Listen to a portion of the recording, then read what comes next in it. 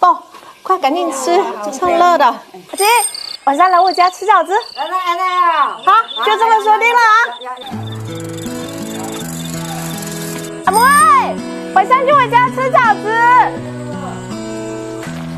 阿公，晚上去我家吃饺子啊！晚上去我家吃饺子哈。哦，有。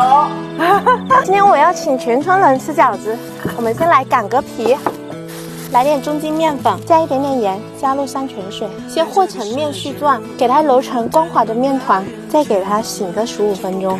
调个馅料，最重要要用到的就是这个新鲜的马蹄。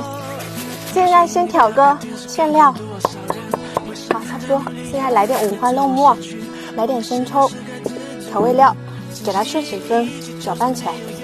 换个大盆来，因为太小了。虾米、葱，再给它拌起来。这个馅料是不是看着特别赞呀？搅出胶质之后，就可以加入马蹄，这样吃起来口感会更脆一点。现在我们先擀一下皮，揪一团面团，薄薄的撒一层粉，给它搓成一个长条，搓成这样的一个长条，再给它弄成一个小锯子，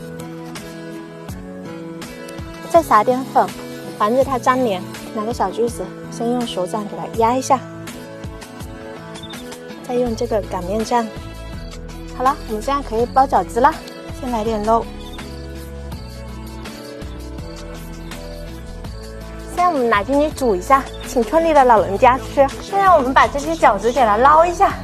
煮饺子的时候，锅里下点盐，下入饺子，轻轻的搅一搅，防止它粘锅。煮开之后，加一匙冷水，再次煮开就可以出锅啦。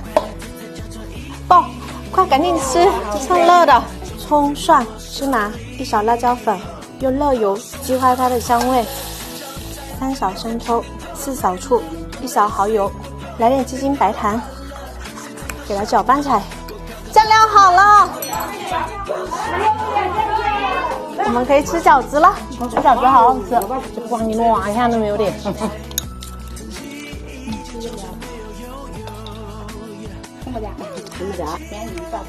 你种爱喏，小妹。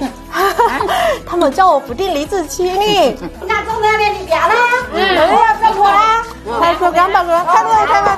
哦，就要9元你俩哦，跟妹妹俩哦。帅哥，来，这饺子给你吃。